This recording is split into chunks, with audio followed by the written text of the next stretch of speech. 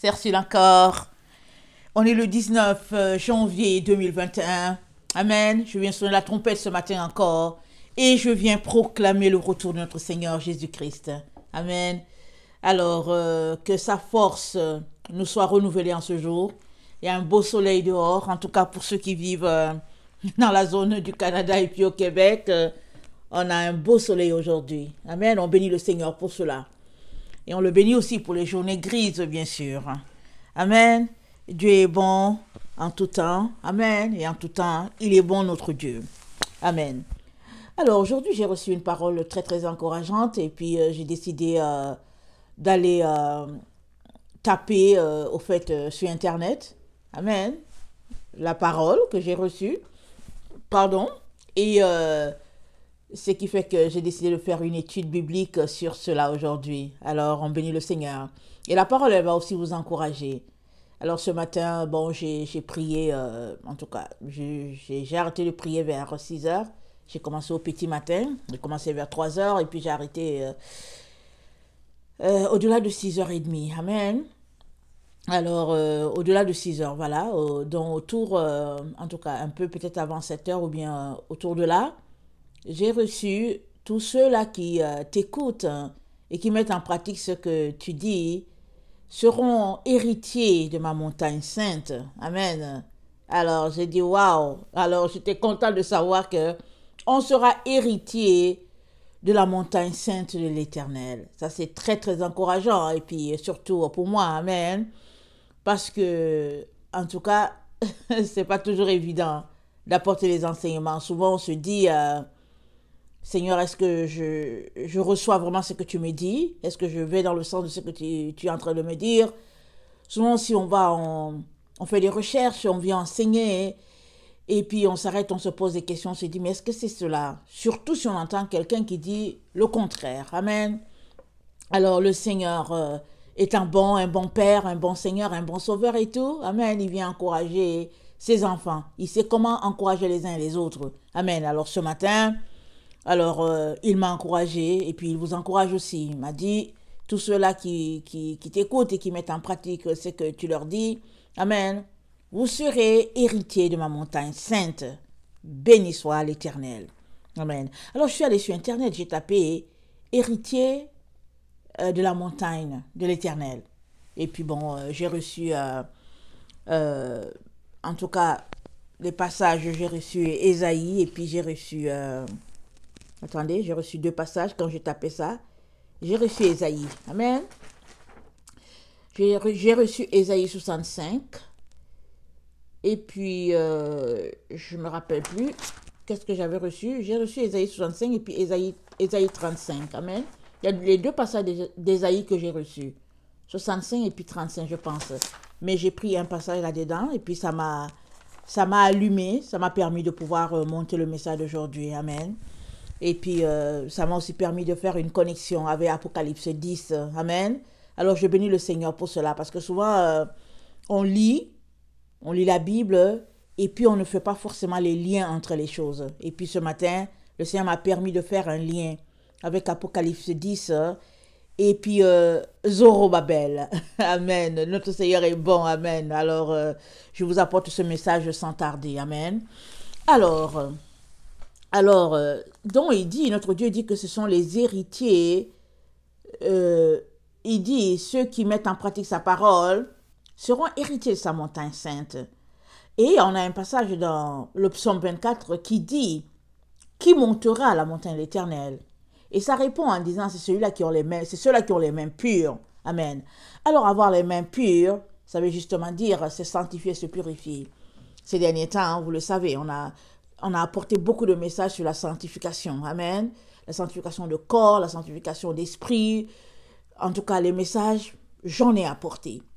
Peut-être depuis le mois de novembre ou bien depuis le mois de décembre, j'ai couvert cette partie-là de l'année 2020 et aussi le début de l'année 2021 avec des messages qui portent sur le dépouillement de notre propre personne. Amen. Alors, donc, si tu te mets à te dépouiller de la chair, sûr et certain que tu es en train de revêtir l'esprit. Amen. Et c'est cela que la Bible appelle sanctification. On en a aussi parlé hier. C'était le passage que j'ai apporté hier, c'était Job 14, le verset 4, si j'ai bonne mémoire. Amen. Alors, donc, ceux-là qui se sanctifient, ils vont se retrouver à la montagne de l'Éternel. Amen. Et la montagne de l'Éternel, où se trouve-t-elle? Donc, avant de nous retrouver à la montagne de l'Éternel, la Bible nous envoie le signal que notre corps, c'est le temple du Saint-Esprit. La montagne de l'Éternel, c'est là-bas le temple de Dieu, mais notre corps, déjà, c'est le temple du Saint-Esprit. Ça nous donne le signal que pour que le Saint-Esprit puisse habiter pleinement en nous, on a besoin parfaitement de dépouiller notre corps de tout ce qui est charnel. Amen. Nos yeux, tout ce que nous portons, tout ce que nous disons. Vraiment, nous avons besoin d'être un récipient à la gloire de notre Dieu. Alors, on a déjà lu ce passage hier, je l'apporte encore. 1 Corinthiens 6, le verset 19 à 20. 1 Corinthiens 6, le verset 19 à 20. Ça dit ceci. Ne savez-vous pas que votre corps est le temple du Saint-Esprit qui est en vous et que vous avez reçu de Dieu et que vous n'appartenez point et que vous ne vous appartenez point à vous-même? Quelle question? Tu ne t'appartiens pas. Si tu te réclames de Jésus-Christ, tu ne t'appartiens pas. Tu ne peux donc pas prendre ton corps et faire de lui ce que tu veux. Tu ne peux pas décider par exemple, ok d'accord c'est mon corps et puis bon aujourd'hui j'ai décidé que je vais aller à Montréal. Ou bien, écoutez, c'est mon corps, aujourd'hui je veux le tatouer. Ce n'est pas ton corps, ça ne t'appartient pas. Ça appartient à Christ. Alors, si je comprends bien, ça veut dire que on devrait demander la permission au propriétaire. Et suite à ce que le propriétaire te dit, tu devrais agir. Tu ne devrais pas prendre ton corps, aller faire une vasectomie. Ça ne t'appartient pas ton corps. Ou bien, madame, allez prendre ton corps pour faire les ligatures des trompes en disant, moi j'en ai assez, et puis bon, ça ne marche pas comme ça. Donc voilà, il y en a qui ont fait. Ils ne connaissaient pas le Seigneur, et après ils donnent leur vie à Jésus. C'est ça, ils marchaient selon le train-train du monde. Mais quand un enfant de Dieu, qui dit connaître Dieu, marche avec lui pendant des années, et que là, à cause de ses émotions, à cause du fait que cet enfant de Dieu a fait un planning, il se lève, il dit, ok, moi, je m'en vais mettre fin à tout cela, ce processus de reproduction. Il y a un bémol ici. Il est très très important que tu puisses te demander qui tu es en fait. Es-tu vraiment un enfant de Dieu? Ou bien es-tu un enfant de quelqu'un d'autre? Parce que la Bible dit, mes brebis entendent ma voix. Ils ne suivront point un autre. Et ça dit aussi que tous ceux-là qui sont conduits par l'Esprit de Dieu sont fils de Dieu. Le contraire est aussi vrai. Ceux qui ne sont pas conduits par l'Esprit de Dieu, ils ne sont pas fils de Dieu. Donc si tu penses que tu es fils de Dieu, organise-toi donc que ce soit notre Dieu seul qui puisse te conduire dans tout ce que tu es appelé à faire. Amen. Alors, Hébreux 9, le verset 11 à 12, va dans le même sens. Attendez, j'ai pas fini. 1 Corinthiens 6, le verset 19, ça nous dit que notre corps ne nous appartient pas. Le verset 20 dit, car vous avez été rachetés à un grand prix, glorifiez donc Dieu dans votre corps et dans votre esprit qui appartiennent à Dieu. Corps, esprit et âme sont à notre Seigneur. Voilà, c'est lui le propriétaire. Alors ça nous envoie le signal que nous avons besoin de changer de manière de penser. Vous rappelez-vous, notre schéma de pensée a besoin d'être changé. Et ça nécessite notre volonté. Voulons-nous aller plus loin? Il y a des personnes les enfants de Dieu qui disent toujours, nous on piétine. Ils disent, je ne sais pas, je piétine, je n'arrive pas à avancer. Alors si tu n'avances pas, essaye de regarder au niveau de ta volonté. Qu'est-ce qui bloque? Souvent tu n'avances pas parce que tu ne lis pas la parole de Dieu. Souvent tu n'avances pas parce que tes pensées ne sont pas alignées aux pensées de Dieu. Donc tu as une manière de voir la vie qui ne sied pas à celle de notre Seigneur. À partir de là, bon, bien sûr tu vas piétiner, tu ne vas pas avancer. Amen. Hébreux 9, le verset 11 à 12.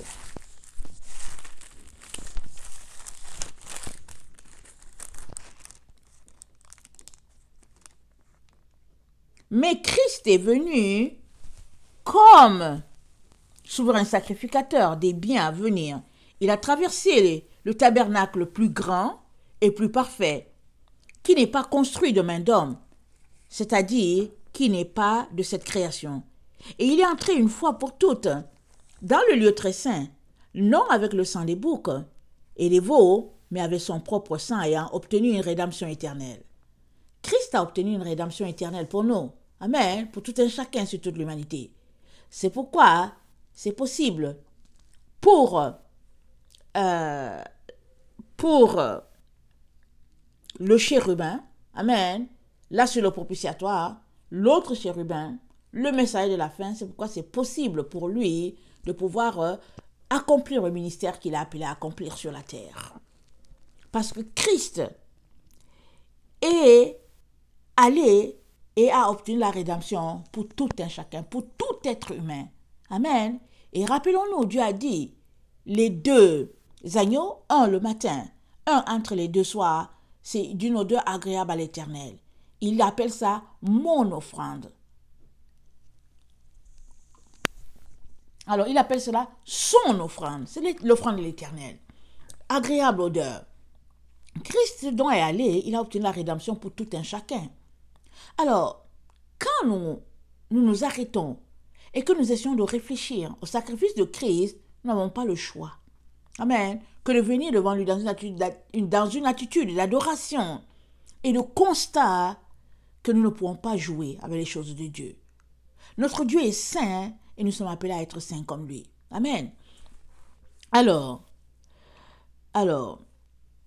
donc, tu ne peux pas dire que, bon voilà, je fais ce que je veux, ma vie m'appartient. Et puis l'exemple de Christ est frappant parce que la Bible nous dit que lui, qui était fils, il n'a pas considéré d'être égal à Dieu. Et il est venu, il s'est humilié jusqu'à la mort et la mort de la croix. Il a toujours été obéissant. Et il est l'exemple parfait que nous sommes appelés à suivre. Alors, quand on se réclame enfant de Dieu, il y a une attitude à observer, il y a une façon de faire. On ne peut pas être enfant de Dieu et vivre comme on l'entend, et puis surtout se vautrer dans le péché.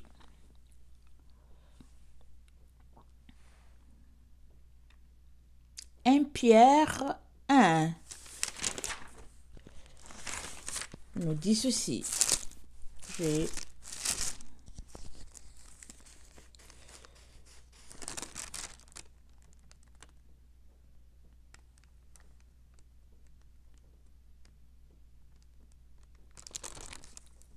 C'est pourquoi, saignez les reins de votre entendement, soyez sobres et ayez une entière espérance dans la grâce qui vous a été apportée lorsque Jésus-Christ apparaîtra. Comme des enfants obéissants, ne vous conformez pas aux convoitises que vous aviez autrefois quand vous étiez dans l'ignorance. Mais puisque celui qui vous a appelé est saint, vous aussi, soyez saints dans toute votre conduite. Ça, c'est 1 Pierre, j'ai commencé à lire au verset 13. 1 Pierre 1, le verset 13. Selon ce qu'il est écrit, vous serez saints, car je suis saint. Et si vous invoquez comme Père celui qui juge selon l'œuvre de chacun, sans acceptation de personne, conduisez-vous avec crainte pendant le temps de votre pèlerinage. Sachant que ce n'est pas par des choses périssables, par de l'argent ou de l'or, que vous avez été rachetés de la vaine manière de vivre que vous aviez hérité de vos pères, mais par le sang précieux de Christ, comme un agneau sans défaut et sans tache. Comme un agneau sans défaut et sans tache, prédestiné avant la fondation du monde et manifesté à la fin des temps à cause de vous. Un agneau sans défaut, sans tache. C'est-à-dire, il a prévu par Dieu le Père. Et quand le temps accompli est arrivé, Christ est venu. Et il nous a montré l'exemple. Et, amen, il est allé, il nous a assuré la rédemption, amen, par son propre sang. De sa vie, il a donné pour que toi et moi puissions être appelés enfants de Dieu, puissions bénéficier du ciel, puissions marcher dans la gloire et puis dans tout ce que Dieu a prévu pour ses enfants. Amen. Alors, donc Pierre nous dit, comme des enfants obéissants, ne vous conformez pas aux convoitises que vous aviez autrefois. On était ignorants, on faisait comme les autres. Mais maintenant que nous sommes à Christ, l'ignorance est partie. On sait comment on est appelé à se comporter. Donc ne faisons pas comme si on ne sait pas, on sait. On sait. Il suffit de prendre la Bible et on va savoir, tout est là. Maintenant, si tu ne sais pas, peut-être c'est parce que tu te limites juste au Nouveau Testament. Parce que si tu commences et que tu vas depuis l'Ancien Testament, tu sauras tout. Tu sauras tout ce qu'il y a là-dedans.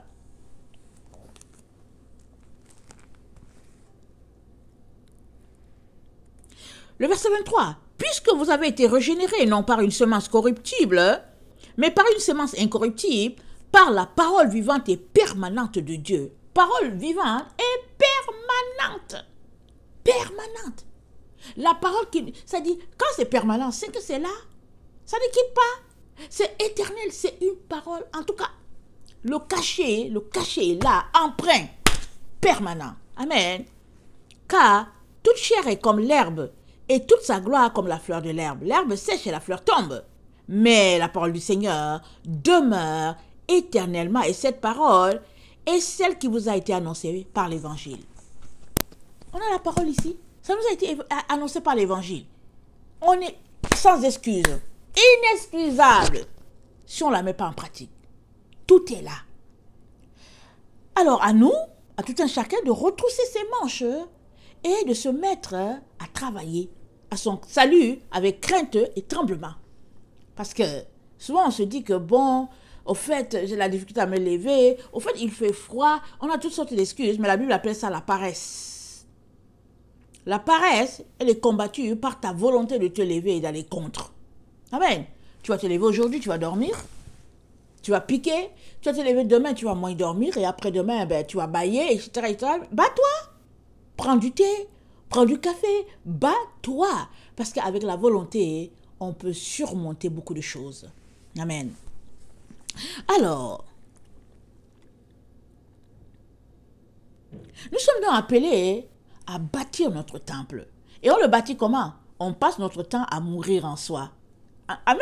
On passe notre temps à chaque jour à mourir en soi. En tout cas, ceux-là qui sont concentrés à mourir en eux-mêmes n'ont pas le temps de bâtir un temple physique. Non. Ils sont là pour mourir en eux-mêmes. Ça veut dire quoi? Ils sont en train de bâtir leur corps, qui est le temple du Saint-Esprit. On l'a lu tantôt. Parce que Christ habite en nous. Il habite corporellement en nous. Alors, on n'a pas le temps de mettre quelque chose de matériel de plus. Déjà, on a nos vêtements sur nous. On doit les porter. C'est suffisant. On n'a pas besoin d'ajouter autre chose. Christ, la gloire de Dieu habite pleinement en nous. Amen. Alors, nous sommes appelés à bâtir notre temple, notre corps qui est le temple du Saint-Esprit. Alors, allons-y regarder dans ce que Dieu nous dit dans AG. AG 1. AG, ça vient après quoi? Attendez, je vais essayer de vous situer. Une chose est sûre, c'est après Daniel. Ça passe après Daniel. C'est vraiment un tout petit... je ne sais pas si c'est un ou deux chapitres, là. AG, Amos. Je vais situer les gens alors que moi-même, je ne sais pas où c'est. Ok, AG. Sophonie. Ok. AG, c'est entre Sophonie et Zacharie. Ok. AG, c'est un peu avant Zacharie. C'est complètement très loin de Daniel. Tu passes Daniel. Et tu passes Daniel, tu vas trouver Joël et tout ça. Donc AG, c'est après. Amen. Alors AG 1, le verset 2 à 8. Ainsi parle l'Éternel des armées. Ce peuple dit, le temps n'est pas venu, le temps de rebâtir la maison de l'Éternel. Il parle de quelle maison? Il parle du troisième temple. Amen. Ou bien celui-là que j'appelle le quatrième temple. Amen. Moi, j'appelle ça le quatrième temple parce que le troisième, c'est notre corps. Amen. Notre corps, c'est le temple du Saint-Esprit. Amen. Alors, c'est ceux-là qui auront bâti leur corps selon Christ qui vont se retrouver dans le quatrième temple. Amen. Celui-là dans le millénium. C'est cela. Mais si tu ne bâtis pas ton corps, si tu ne passes pas ton temps à mourir en toi, tu ne passes pas ton temps à te dépouiller les œuvres de la chair, tu ne te retrouveras pas dans l'autre temple. Parce que l'autre temple-là, c'est ceux-là, au fait, qui, pour le moment, sont dans le lieu saint. Ceux-là qui se sanctifient, ils sont dans le lieu saint. Si Dieu ouvrait tes yeux spirituels, tu les verrais tous dans le lieu saint. Amen. Et l'autre temple, dans le millénium, ce sera dans le saint des saints. Amen. Ok, on s'est situé. Alors, AG 1, le verset 3. C'est pourquoi la parole de l'Éternel me fut adressée, non fut adressée par Agé, le prophète en ces mots. Est-ce le temps pour vous habiter? Est-ce le temps pour vous d'habiter vos demeures lambrissées quand cette maison est détruite? Ainsi parle maintenant l'Éternel des armées. Considérez attentivement vos voies. Vous s'aimez beaucoup et vous recueillez peu. Vous mangez et vous n'êtes pas rassasié. Vous buvez et vous n'êtes pas désaltéré. Vous êtes vêtus et vous n'avez pas chaud. Le salaire de celui qui est à gage tombe dans un sac percé. Ainsi parle l'Éternel des armées. Considérez attentivement vos voies. Montez sur la montagne, apportez du bois et bâtissez la maison. J'en aurai de la joie et je serai glorifié, dit l'Éternel. Il dit de monter sur la montagne. Et qui montera sur la montagne? Celui-là qui a les mains pures. Amen. Et cette parole-ci, ça va avec la parole de Malachie. Attendez, on va lire Malachie. Parce que le Seigneur dit quoi? Il dit son messager arrive pour nous rendre possible de présenter à l'Éternel une offrande qui sied à notre Dieu. Attendez. C'est Malachie 3, ça dit, « Voici, j'enverrai mon messager, il préparera le chemin devant moi. Et soudain entrera dans son temple le Seigneur que vous cherchez. Et le messager de l'alliance que vous désirez, voici, il vient, dit l'Éternel des armées, qui pourra soutenir le jour de sa venue, qui restera debout quand il paraîtra, car il sera comme le feu du fondeur, comme la potasse des foulons. Il s'assira, fondra et purifiera l'or. Il purifiera les fils de Lévi. Il les épurera comme on épure l'or et l'argent. Et ils présenteront à l'Éternel les offrandes comme des offrandes avec justice. Alors l'offrande de Juda et de Jérusalem sera agréable à l'Éternel comme aux anciens jours, comme aux années d'autrefois. Je m'approcherai de vous pour le jugement, et je m'hâterai de témoigner contre les enchanteurs, les adultères. Amen. Alors, le messager vient, il nous aide à nous purifier, il nous épure comme l'or, l'argent, pour nous rendre capables de présenter à l'Éternel une offrande, amen, de justice. Et c'est où? Dans le temple de Dieu. Amen. Tout se recoupe, tout a un lien. Amen. Alors, il dit, montez sur la montagne, apportez du bois et bâtissez la maison. Alors, quand il parle, il utilise l'image physique, mais il est en train de nous dire quelque chose. Il dit, montez sur la montagne, apportez du bois. Il dit, purifiez-vous, sanctifiez-vous. Parce que l'Éternel se trouve au sommet de la montagne. C'est là-bas qu'il se trouve notre Dieu, au sommet de la montagne. Alors, spirituellement, c'est-à-dire, spirituellement parlant, il y a un haut point où nous devons nous placer pour être en connexion avec ce Dieu-là. Nous ne devons pas rester dans la vallée ou bien au milieu de la montagne, mais c'est au sommet que se trouve notre Dieu. Amen. On a cette chanson-là qu'on aime chanter. Je veux monter sur la montagne, c'est là qu'on rencontre Dieu. Amen. Je veux monter sur la montagne, c'est là que l'on rencontre Dieu. Alors, c'est le psaume 24. Dieu est au sommet de la montagne. C'est en train de dire, il est à l'endroit le plus haut où tu peux arriver spirituellement. Amen. Alors, AG2, le verset 1 à 9. Le 21e, le 21e jour du 7e mois, la parole de l'Éternel se révéla à Agé.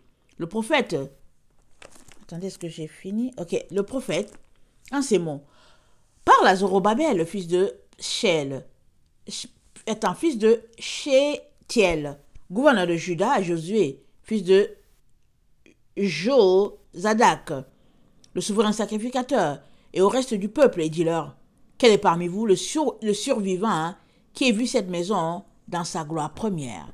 Et comment le voyez-vous maintenant, tel qu'il est, ne paraît-il pas comme rien à vos yeux? Maintenant, fortifie-toi Zorobabel, dit l'Éternel, fortifie-toi Josué, fils de Jozadak, souverain sacrificateur. Fortifie-toi, peuple entier du pays, dit l'Éternel, et travaillez, car je suis avec vous, dit l'Éternel des armées. Je reste fidèle à l'alliance que j'ai faite avec vous, quand vous sortîtes de l'Égypte. Et mon esprit est au milieu de vous, ne craignez pas, car ainsi parle l'Éternel des armées. Encore un peu de temps, et j'ébranlerai les cieux et la terre, la mer et les secs. J'ébranlerai toutes les nations, les trésors de toutes les nations viendront, et je remplirai de gloire cette maison, dit l'Éternel des armées. L'argent est à moi, et l'or est à moi, dit l'Éternel des armées. La gloire de cette dernière maison sera plus grande que celle de la première, dit l'Éternel des armées. Et c'est dans ce lieu que je donnerai la paix, dit l'Éternel des armées. C'est dans ce lieu que je donnerai la paix. La gloire de cette maison sera plus grande que l'autre. Quelle maison? Parce que là, on est dans le millénium ici, cette maison-ci. Amen. Alors, le verset 14 à 19, ça nous dit ceci. Alors Agé, reprenant la parole, dit, tel est le peuple, telle est cette nation devant moi, dit l'Éternel. Telles sont toutes les œuvres de leurs mains. Ce qu'ils m'offrent là est souillé. Considérez donc attentivement ce qui s'est passé jusqu'à ce jour. Avant qu'on eût mis pierre sur pierre au temple de l'Éternel. Alors, quand on venait à un tas de 20 mesures, il n'y avait que 10. Quand on venait à la cuve pour puiser 50 mesures, il n'y avait que 20. Je vous ai frappé de la rouille et de la nielle par la grêle. J'ai frappé tout le travail de vos mains. Malgré cela, vous n'êtes pas revenus à moi, dit l'Éternel. Considérez attentivement ce qui s'est passé jusqu'à ce jour. Jusqu'au 24e jour du 9e mois, depuis le jour où le temple de l'Éternel a été fondé. Considérez attentivement. Y a-t-il encore de la semence dans les greniers? Même la vigne, le figuier, le grenadier et l'olivier n'ont rien rapporté. Mais dès ce jour, je répandrai ma bénédiction. Quel jour? Millénium. Parce que Dieu va répandre. Et quand on lit, amen, il parle des mains souillées. Et puis ça, c'est quand Zorobabel, ils étaient allés retourner, reconstruire le temple de l'Éternel. Amen. Ça, c'était le deuxième temple, le temple de Salomon. Pas le temple de Salomon, quand le temple avait été détruit. Amen. Quand ils sont retournés. Alors, tout ce qu'ils faisaient, ça ne marchait pas. Ça ne marchait pas. Et Dieu leur dit, la gloire de cette maison, ce sera plus grand. Et puis Dieu parle, la gloire, l'autre maison. Amen. Amen. Alors, le 20 à 23, ça nous dit ceci. La parole de l'Éternel fut adressée pour la seconde fois à Agé, le 24e jour du mois, en ces mots. Parle à Zorobabel, gouverneur de Juda, et dit, j'ébranlerai les cieux et la terre. Je renverserai le trône des rois. Je détruirai la force des royaumes des nations. Je renverserai les chars et ceux qui les montent. Les chevaux et tous les cavaliers seront abattus l'un par l'épée de l'autre. En ce jour-là, dit l'Éternel des armées, je te prendrai, Zorobabel, fils de Sétiel, mon serviteur, dit l'Éternel, et je te garderai comme un sceau, car je t'ai choisi, dit l'Éternel des armées. Amen. Alors, Zorobabel, c'est qui? C'est l'ange qui est dans Apocalypse 10. Amen. Dieu est en train de nous dire, il va ébranler les cieux. Et Zorobabel va rebâtir le temple de l'Éternel. Ce temple-là où Dieu va venir habiter pleinement, et il y aura la paix, et où le lion couchera dans le même gîte que le lion, et puis, attendez, le lion et l'agneau. Amen. Alors, regardons Zacharie. Ah, Zacharie est juste à côté de nous. Zacharie 4, 6 à 14. Zacharie 4, 6 à 14. Alors il reprit et me dit, c'est ici la parole que l'Éternel adresse à Zorobabel. Ce n'est ni par la puissance, ni par la force, mais c'est par mon esprit, dit l'Éternel des armées. Qui es-tu, grande montagne, devant Zorobabel? Tu seras aplani. Il posera la première principale au milieu, des acclamations grâce pour elle. La parole de l'Éternel me fut adressée en ces mots. Les mains de Zorobabel ont fondé cette maison, et ses mains l'achèveront. Et il saura que l'Éternel des armées m'a envoyé vers vous. Car ceux qui méprisaient le jour des faibles commencements se réjouiront en voyant le niveau dans la main de Zorobabel. Ce sont les 7 yeux de l'Éternel. Attends, ces 7 sont les yeux de l'Éternel qui parcourent toute la terre. Ok? Alors, on comprend que Zorobabel a eu la difficulté à bâtir. Parce quand on a lu dans Agé, ils avaient les mains souillées. Et puis, quand ils commençaient, c'était détruit. Ça disait, ça disait, considérez attentivement ce qui s'est passé jusqu'à ce jour. Amen. Dans les greniers, même la vigne, le figuier, le grenadier, l'olivier n'ont rien rapporté. Donc, vraiment, ils ont travaillé dur. Et puis, bon, on sait tous qu'il n'y a plus de temple là. Là où nous sommes aujourd'hui, il n'y a plus de temple. Donc, ils sont retournés. Ils ont quitté le pays, je pense que c'est le pays de l'Irak. Ils sont retournés pour bâtir leur temple. Et puis tous leurs efforts, c'était pénible, c'était difficile. Il y avait des péchés, il y avait toutes sortes d'histoires. Et Dieu dit, parce que Zorobabel a posé le premier fondement, lui, il va l'achever. Amen. Alors on sait tous que Zorobabel, il est mort. Tout ce groupe-là, ils sont morts. Mais Dieu est en train de dire quoi? Est-ce que c'est Zorobabel qui va revenir pour remettre? En tout cas, on ne sait pas les choses de Dieu. Les choses qui sont au-delà de notre compréhension, on ne sait pas. On ne va pas là-dedans. Amen. Mais je pense que Dieu est en train de dire qu'il y a quelqu'un, amen, peut-être avec l'esprit de Zorobabel, comme on sait qu'il y a un troisième Élie, qui a l'esprit d'Élie, et puis Jean-Baptiste. Amen. Il y a des choses qu'on ne comprend pas forcément. Alors cette personne-là va venir, elle va bâtir le temple. Mais quel temple? L'autre temple, le temple dans le millénium. Amen. Et Dieu dit que Zorobabel, que ce ne sera ni par puissance, ce ne sera pas par la force humaine, ce sera par son esprit à lui. Et son esprit, c'est qui? Amen. Zacharie 3 nous dit, le verset 9, « Car voici pour ce qui est de la pierre que j'ai placée devant Josué. Il y a 7 yeux sur cette pierre. Voici, je graverai moi-même ce qui doit y être gravé, dit l'Éternel des armées. J'enlèverai l'iniquité de ce pays en un jour. En ce jour-là, dit l'Éternel des armées, vous vous inviterez les uns les autres sous la vigne et sous le figuier. » Amen. Allons-y voir Apocalypse 5. Apocalypse 5, oui. Alors, il dit qu'il va graver lui-même, il sait ce qu'il va graver dessus, et puis qu'est-ce qu'il a gravé? Il a mis des cornes là-dessus. Apocalypse 5, le verset 6. « Et j'ai vu au milieu du trône et des 4 êtres vivants, et au milieu des vieillards, un agneau qui était là comme immolé. Il avait 7 cornes et 7 yeux, qui sont les 7 esprits de Dieu envoyés sur toute la terre. » Alors, la pierre là, tout à l'heure, on l'a lu, elle avait 7 yeux. Et là, on lui a ajouté 7 cornes, l'autorité. Amen. Pour que ce travail puisse être fait. Alors, sur cette pierre-là, amen, que l'agneau qui est là, il va représenter le messager de la fin, il va représenter Zorobabel. Amen. Alors, Dieu a gravé sur cette pierre, qui n'est autre que la pierre, c'est notre Seigneur Jésus-Christ, parce que lui, il est le rocher, il est la pierre angulaire. Amen. Il y a l'autorité. Alors, Zorobabel va faire ce travail-là, accompagné des yeux de l'Éternel. Et regardons le Apocalypse 10, amen, le verset 1 je pense à 7. Ça dit ceci. « Je vis un autre ange puissant qui descendait du ciel, enveloppé d'une nuée. Au-dessus de sa tête était l'arc-en-ciel, et son visage était comme le soleil, et ses pieds comme les colonnes de feu. Il tenait dans sa main un petit livre ouvert, il posa son pied droit sur la mer, et son pied gauche sur la terre. Il cria d'une voix forte comme rugit un lion. Quand il cria, les 7 tonnerres firent entendre leur voix. Et quand les 7 tonnerres eurent fait entendre leur voix, j'allais écrire et j'entendis du ciel une voix qui disait « Celle ce qu'on dit, les 7 tonnerres ne l'écrit pas. » Et l'ange que je voyais debout sur la mer et sur la terre leva sa main droite vers le ciel. Et jura par celui qui vit au siècle des siècles, qui a créé le ciel et les choses qui y sont, et la terre et les choses qui y sont, et la mer et les choses qui y sont, qu'il n'y aurait plus de temps. Mais qu'au jour de la voix du 7e ange, quand il sonnerait de la trompette, le mystère de Dieu s'accomplirait comme il l'a annoncé à ses serviteurs les prophètes.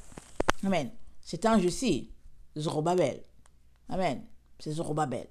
Maintenant, quel est son visage? Quel est son véritable nom? Dieu seul sait.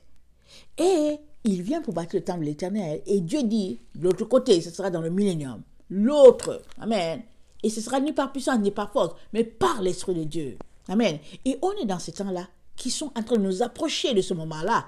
On n'est pas encore entré dans le millénium, mais ça ne tardera pas. Il dit, j'ébranlerai les cieux et la terre. AG 2, le verset 20. La parole de l'Éternel me fut adressée la seconde fois. La parole de l'Éternel fut adressée pour la seconde fois à AG. Le 24e jour du mois, en ces mots, parle à Zorobabel, le gouverneur de Juda, et dit « J'ébranlerai les cieux et la terre. Je renverserai le trône des royaumes. Je détruirai la force des royaumes et des nations. Je renverserai les chars et ceux qui y montent. Les chevaux et leurs cavaliers seront abattus, l'un par l'épée, de l'autre. En ce jour-là, dit l'Éternel des armées, je te prendrai Zorobabel, fils de Sétiel, mon serviteur, dit l'Éternel, et je te garderai comme un sceau, car je t'ai choisi, dit l'Éternel des armées. Il a été choisi. Et Jésus-Christ a dit quoi? Je pense que c'est dans Matthieu. Attendez, je pense que c'est Matthieu 25. J'ai bonne mémoire. Ok, c'est Matthieu 25. Amen. Alors, Dieu dit à Zorobabel qu'il l'a choisi. Et... attendez.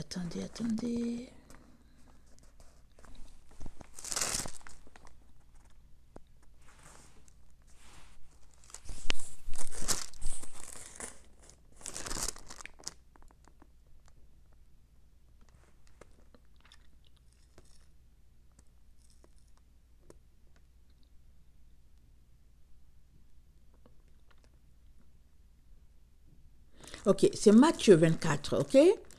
C'est Matthieu 24, on va commencer à lire au verset 43. Sachez-le bien, si le maître de la maison savait à quelle veille de la nuit le voleur doit venir, il veillerait et ne laisserait pas percer sa maison.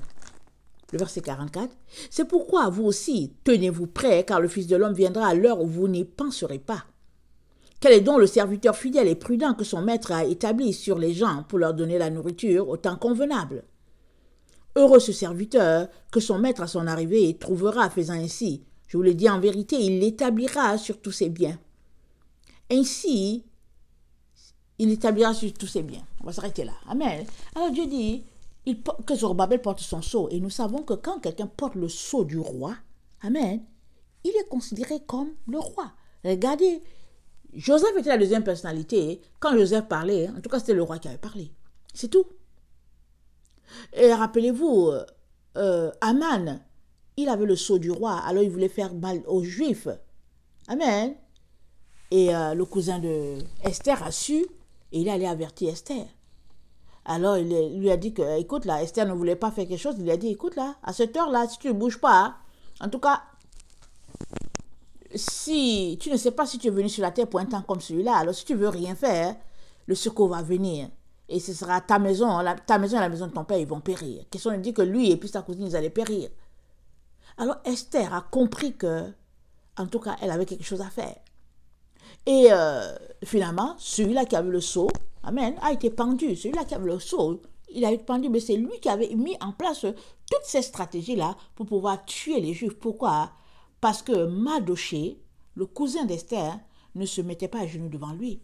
Parce que dans leur culture à eux, comme il était devenu un grand, il fallait que tout le monde se mette à genoux devant lui, mais Mardoché, il ne se mettait pas, parce qu'on se courbe juste devant l'Éternel, les armées célestes. Amen. On ne se courbe pas devant un humain. Alors lui, dans son orgueil, il ne comprenait pas, il n'acceptait pas ça.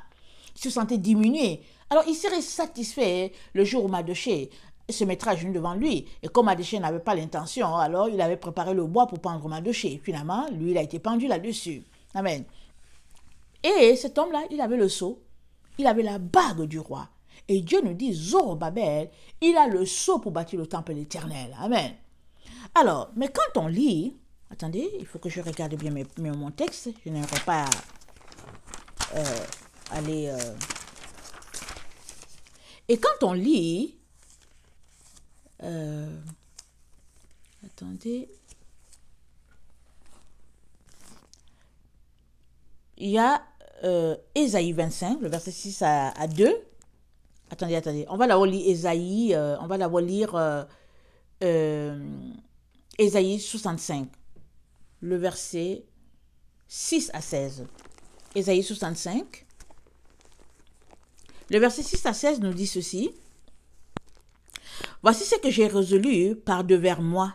Loin de mes terres, je leur ferai porter la peine.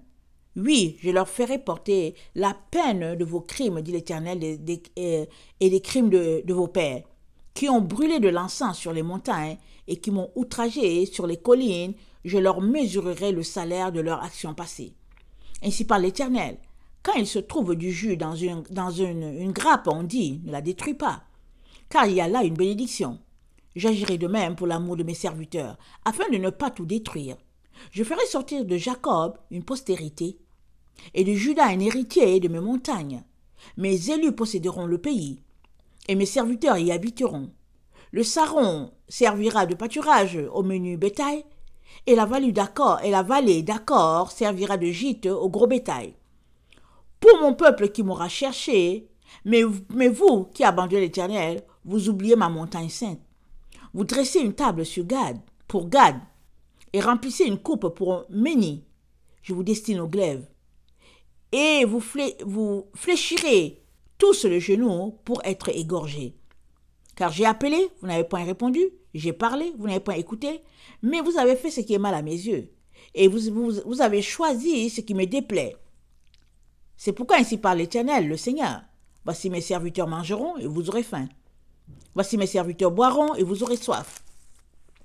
Voici mes serviteurs se réjouiront et vous serez confondus. Voici mes serviteurs chanteront dans la joie de leur cœur, mais vous crierez dans la douleur de mon âme, de votre âme. Et vous lamenterez dans l'abattement de votre esprit. Vous laisserez votre nom en imprécation à mes élus. Le Seigneur l'Éternel vous fera mourir, et il donnera à ses serviteurs un autre nom. Celui qui voudra être béni dans le pays voudra l'être par le Dieu de vérité. Et celui qui jurera dans le pays jurera par le Dieu de vérité. Car les anciennes souffrances seront oubliées, elles seront cachées à mes yeux. Donc ce texte nous dit, le Dieu de vérité, qu'est-ce que ça veut dire? L'accent est mis sur le Dieu de vérité, ça veut dire que ceux qui passeront de l'autre côté et qui prendront part à ce festin-là, copieux et préparé par Dieu lui-même, ce sont ceux-là qui auront marché dans la vérité dans notre monde d'aujourd'hui. Amen. Et rappelez-vous, 2 Thessaloniciens 2 nous dit, le verset 9 nous dit, parce qu'ils n'ont pas aimé, le verset 11 plutôt, 2 Thessaloniciens 2, le verset 11 nous dit, parce qu'ils n'ont pas aimé la vérité qui les aurait sauvés, alors Dieu leur envoie une puissance d'égarement. Amen. Et nous sommes appelés pour ne pas être égarés. S'il vous plaît, organisons-nous pour sortir de tout mensonge, de toute séduction. Et ça va jusqu'à dans ce que nous portons. Suppose que tu es là et que tu as porté des cheveux artificiels, tu es dans le mensonge parce que ce n'est pas tes cheveux. Suppose que là, tu as des cheveux blancs, tu allais mettre une couleur, tu es menteur et menteuse, ce n'est pas tes cheveux. Suppose que, peu importe ce que tu as fait, que Dieu ne t'a pas donné, tu es menteur, soit don naturel, soit toi-même, alors tu es vérité. Amen. Alors Dieu dit que ceux qui marchent dans le mensonge, ils n'auront pas part, ils ne vont pas assister au festin que Dieu prépare, ils ne vont pas se retrouver dans l'autre temple. Amen, nous devons comprendre cela. Nous sommes vraiment dans les moments qui nous rapprochent de ce moment-là. Et ce moment-là, c'est de l'autre côté et on est très proche, amen, de ce temps-là, du millénium.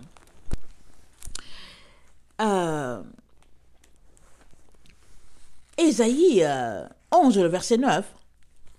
Ésaïe 11, le verset 9, on connaît ça parle, j'aurais dû le lire tout de suite après avoir lu Apocalypse 5, le verset 6, j'aurais dû le lire tout de suite.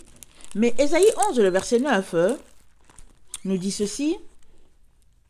Ésaïe 11, le verset 9, nous dit ceci. Il ne se fera ni tort ni dommage sur toute ma montagne sainte, car la terre sera remplie de la connaissance de l'Éternel, comme le fond de la mer, par les eaux qui le couvrent. Quelles eaux? La parole de Dieu. La parole de Dieu, c'est l'eau. La terre sera remplie de la connaissance de la gloire de Dieu. Amen. Et si on comprend bien donc, la pierre là, sur laquelle Dieu a mis, où il y avait 7 yeux gravis et puis 7 cornes, cette pierre là, amen, aidera Zorobabel à bâtir le temple. Amen. Mais Zorobabel là, il bâtit le temple, il le bâtit où? Dans le temps dans lequel nous sommes. Parce que quand il va se retrouver de l'autre côté, le temple qu'il aura bâti là va se retrouver de l'autre côté. Amen. Avec les gens qui auront accepté de bâtir le temple là qui n'est autre que leur propre corps. Amen. Comprenez bien. Quand on va se retrouver de l'autre côté dans le millénium, le temple sera déjà bâti. Il sera déjà prêt là-bas. Pourquoi? Parce que maintenant que nous nous dépouillons, que nous nous sanctifions, amen, Dieu va nous donner d'avoir accès à entrer dans le temple de Dieu. Amen. Et puis Zorobabel sera la personne qui va officier. Amen. Qui va présenter à l'Éternel tous les sacrifices. Et on sera purifié de ce côté-ci, rendu capable de présenter à l'Éternel des offrandes de justice, tel que c'est dit dans Malachie. Parce que si on ne comprend pas ça, on peut se dire, ah, ok, j'ai le temps, je vais me purifier. Et puis, non. Au fait, quand on va se retrouver quand on va quitter ce temps-ci, pour passer de l'autre côté du millénium, c'est parce que la terre aura passé. Amen. Notre temps-ci aura passé. Amen. Regardons ce que 1 Pierre dit.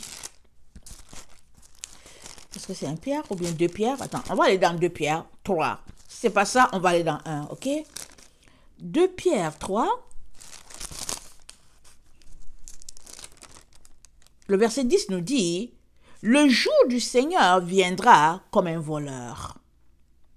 En ce jour-là, les cieux passeront avec fracas, les éléments embrasés se dissoudront, et la terre avec ses œuvres qu'elle renferme sera consumée. » Amen. Ça passera avec fracas. Amen. Et on va se retrouver de l'autre côté. Est-ce qu'on sera mort? Est-ce qu'on sera vivant? Je ne sais pas.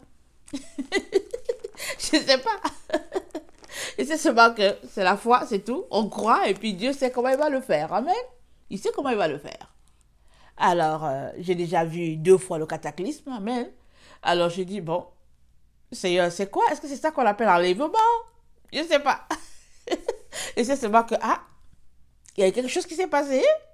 Et puis, nos yeux sont vers l'autre côté. Et puis, bon, c'était la paix. C'était extraordinaire là-bas. La terre, la verdure, tout ce qu'on peut imaginer. Beau. Mais bon, tout simplement, c'est que quand je l'ai vécu, il y a eu un fracas qui s'est passé.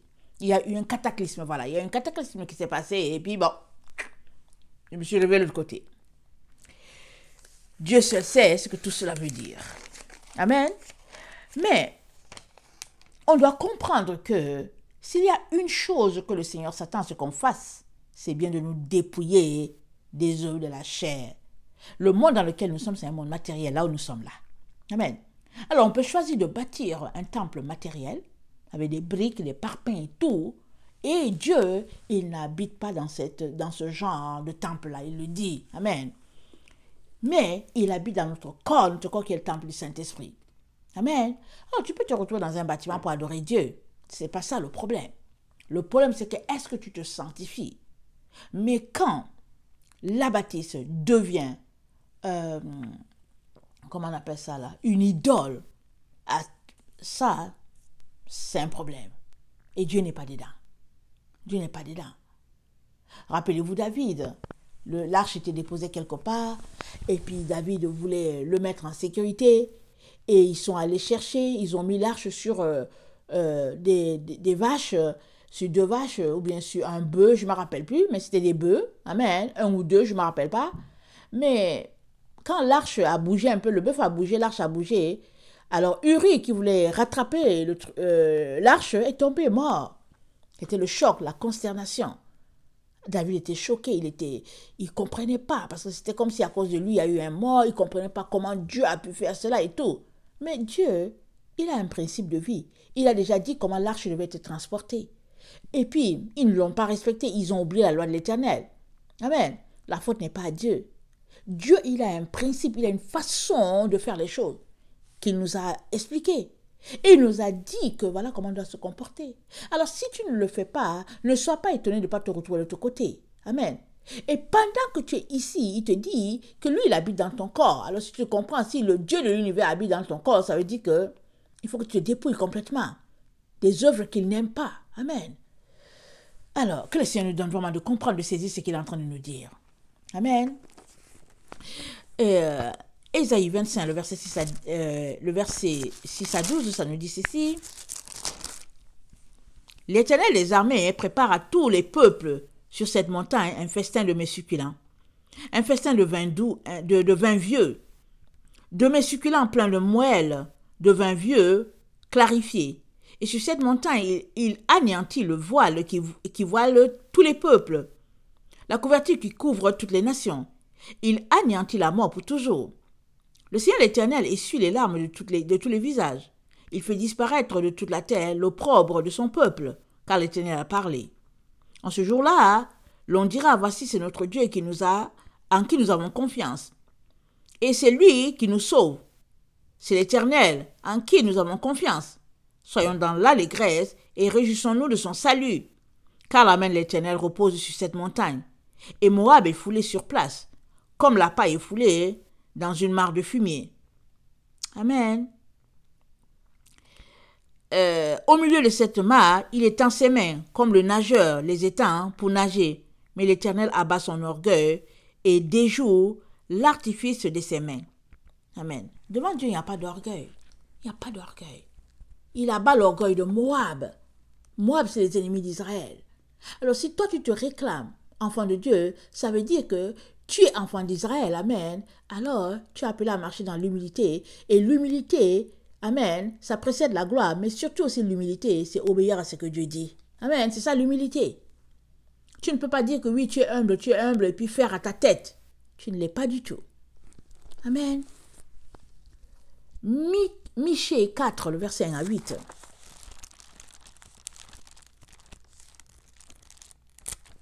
Michée 4, le verset 1 à 8. Ah, le verset 1 à 8, oui. Ça dit ceci. Il arrivera dans la suite des temps que la montagne de la maison de l'Éternel sera fondée sur le sommet des montagnes. La maison de l'Éternel fondée sur le sommet des montagnes. C'est-à-dire c'est la montagne des montagnes. Qu'elle s'élèvera au-dessus des collines et que les peuples y afflueront. Des nations s'y rendront en foule et diront « Venez » et montons à la montagne de l'Éternel, à la maison du Dieu de Jacob, afin qu'il nous enseigne ses voies et que nous marchions dans ses sentiers. Car de Sion sortira la loi, et de Jérusalem la parole de l'Éternel. Il sera le juge d'un grand nombre de peuples, l'arbitre des nations puissantes et lointaines. De leurs glaives, ils forgeront des hoyaux, de leurs lances des serpes. Une nation ne tirera plus l'épée contre une autre, et l'on n'apprendra plus la guerre. Ils habiteront chacun sous sa vigne et sous son figuier. Il n'y aura personne pour les troubler, car la bouche de l'Éternel des armées a parlé. Tandis que tous les peuples marchent chacun au nom de son Dieu, nous marcherons, nous, au nom de l'Éternel, notre Dieu, à toujours et à perpétuité. En ce temps-là, dit l'Éternel, je rassemblerai ceux qui étaient chassés, ceux que j'avais maltraités. Des boiteux, je ferai un reste, de ceux qui étaient chassés, une nation puissante, et l'Éternel régnera sur eux à la montagne de Sion, dès lors et pour toujours. Et toi, tour du troupeau aux collines de la fille de Sion, et toi, à toi arrivera l'ancienne domination, le royaume de la fille de Jérusalem. Amen. Le royaume de l'ancienne domination. Alors à toi viendra. Ça veut dire quoi? Ça veut dire que c'est un autre temps. Amen. À toi l'ancienne domination. Israël est encore là. Mais Dieu dit à cette, il dit à ce temple-là, amen, arrivera l'ancienne dénomination. On sera un seul peuple. Amen. Avec les autres qui nous ont précédés dans la gloire. Amen. Alors, on ne peut pas, amen, là où nous sommes là, on ne peut pas se permettre certaines choses. On ne peut plus se permettre certaines choses si on est toujours en train de traîner les pattes. Parce que le Seigneur est en train de nous envoyer les signaux clairs et nets qu'on est dans le temps où il va venir établir son règne sur la terre. Alors, quand on comprend les choses comme ça, on ne s'amuse pas. Amen. On ne s'amuse pas. On décide tout simplement de ranger sa vie allant dans les normes du Père. Alors, Acte 7, le verset 44 à 51. Acte 7.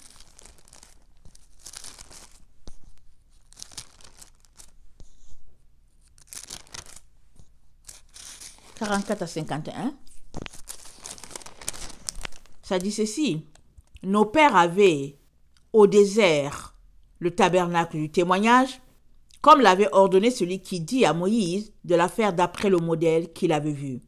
Et nos pères, l'ayant reçu, l'introduisirent sous la conduite de Josué, dans le pays qui était possédé par les nations que Dieu chassa devant eux, et il y resta jusqu'au jour de David.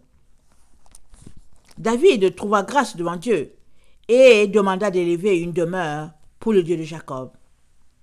Et ce fut Salomon qui lui bâtit une maison. Mais le Très-Haut n'habite pas dans ce qui est fait de main d'homme, comme dit le prophète. Le ciel est mon trône, et la terre mon marchepied. Quelle maison me bâtirez-vous, dit le Seigneur? Ou quel sera le lieu de mon repos? N'est-ce pas ma main qui a fait toutes ces choses? Homme au cou raide, incirconcis de cœur et d'oreille, vous vous opposez toujours au Saint-Esprit. Ce que vos pères ont été, vous l'êtes aussi. Lequel des prophètes de vos pères n'ont-ils pas persécuté? Ils ont tué ceux qui annonçaient d'avance la venue du juste, que vous avez livré maintenant, et dont vous avez été les meurtriers. Vous qui avez reçu la loi d'après les commandements d'anges, et qui ne l'avez point gardée. Amen. Alors, le Seigneur, il n'habite pas dans un temple fait de main d'homme.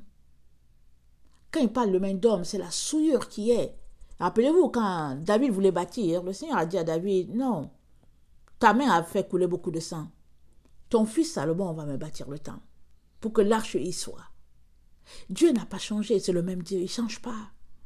Alors s'il y a quelque chose que tu veux offrir à Dieu d'un cœur vraiment glorieux, offre-lui ton corps qui est le temple du Saint-Esprit. Bâtis ton corps. Dépouille-toi de ce que Dieu déteste. Et puis prépare-le à la rencontre de son Dieu. Amen.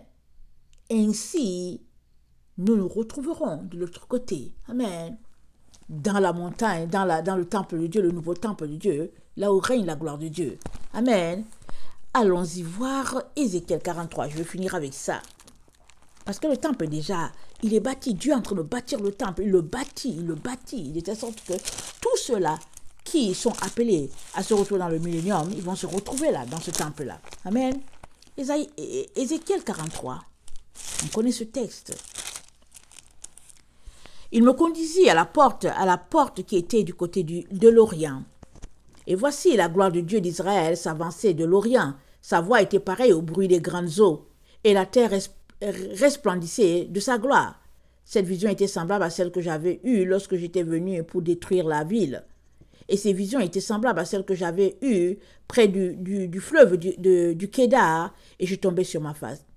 La gloire de l'Éternel entra dans la maison par la porte qui est du côté de l'Orient. Alors l'Esprit m'enleva, il me transporta dans le parvis intérieur, et voici la gloire de l'Éternel remplissait la maison. J'entendis quelqu'un qui me parlait depuis la maison, et un homme se tenait près de moi. Il me dit, fils de l'homme, c'est ici le lieu de mon trône, le lieu où je poserai la plante de mes pieds. J'y habiterai éternellement au milieu des enfants d'Israël. La maison d'Israël et ses rois ne souilleront plus mon saint nom par leur prostitution et par les cadavres de leurs rois sur leur haut lieu. Ils mettaient leur seuil près de mon seuil, leurs poteaux près de mes poteaux, et il n'y avait qu'un mur entre moi et eux. Ils ont ainsi souillé mon saint nom par les abominations qu'ils ont commises. C'est pourquoi je les ai consumés dans ma colère. Maintenant, ils éloigneront de moi leur prostitution et les cadavres de leurs rois, et j'habiterai éternellement au milieu d'eux. Toi, fils de l'homme, montre ce temple à la maison d'Israël, qu'il en mesure le plan et qu'ils rougissent de leurs iniquités. Amen. Alors, c'est quelque chose qui est déjà fait, c'est quelque chose qui est déjà établi. Amen. Et quand le moment viendra, on va juste se retrouver. Amen. Dans le temple de l'Éternel. Et ce temple-là, pendant qu'on se dépouille, ce temple est en train d'être bâti. Amen.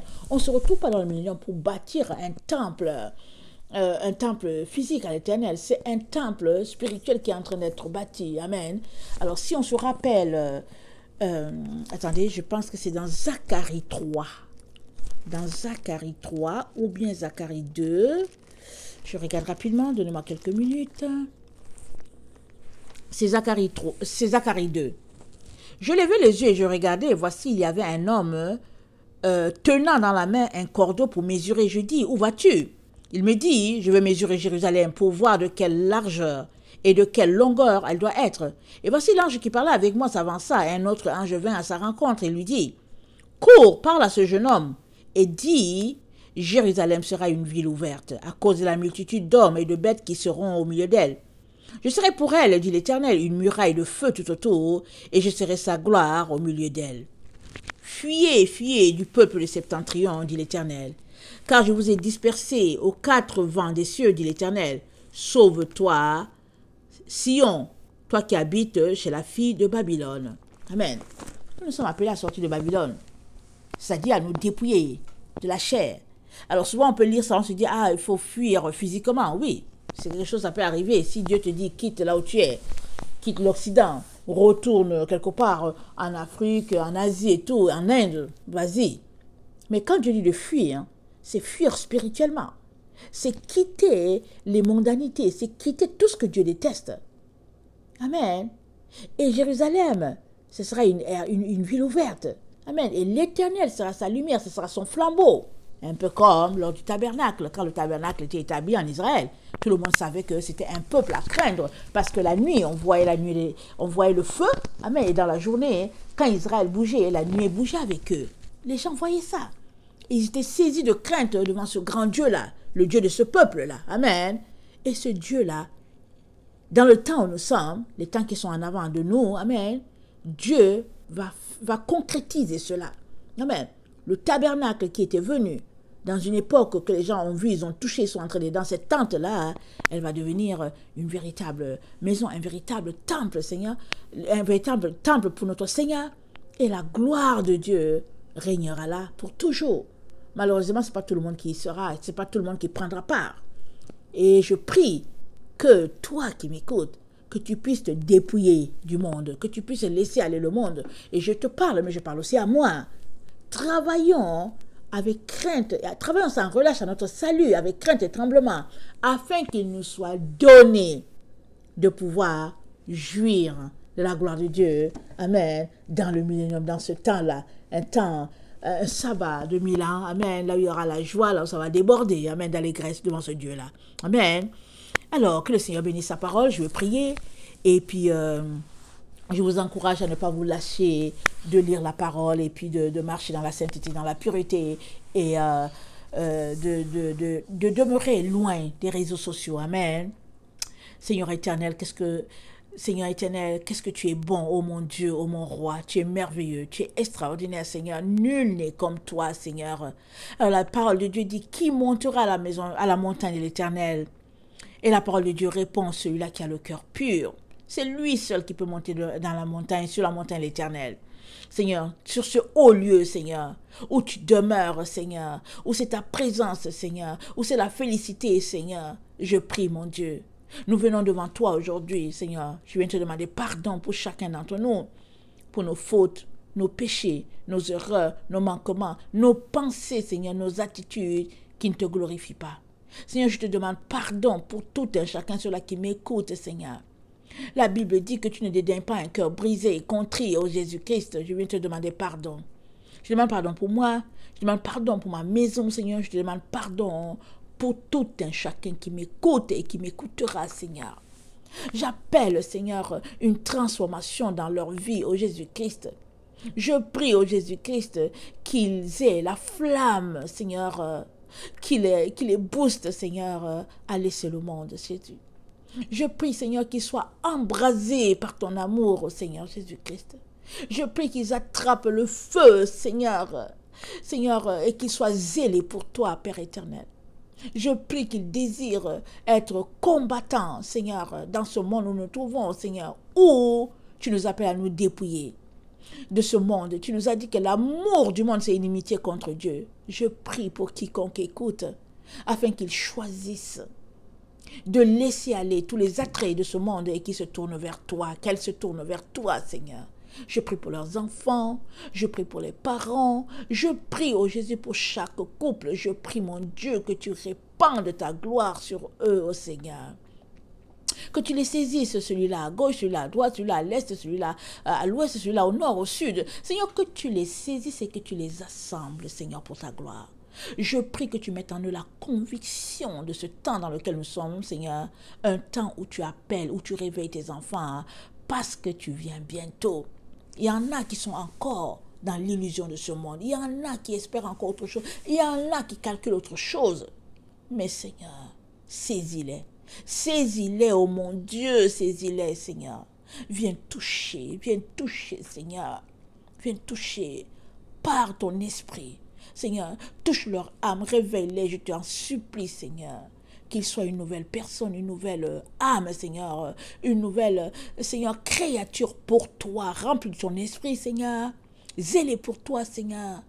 Et se détournant des œuvres de la chair. Que ton nom soit béni, Seigneur. Au nom puissant de Jésus, j'ai ainsi prié. Amen. Amen. Voilà, je vous aime beaucoup. Et Dieu davantage. Maranatha, Jésus revient. Amen. Soyez bénis. Amen et amen. Amen.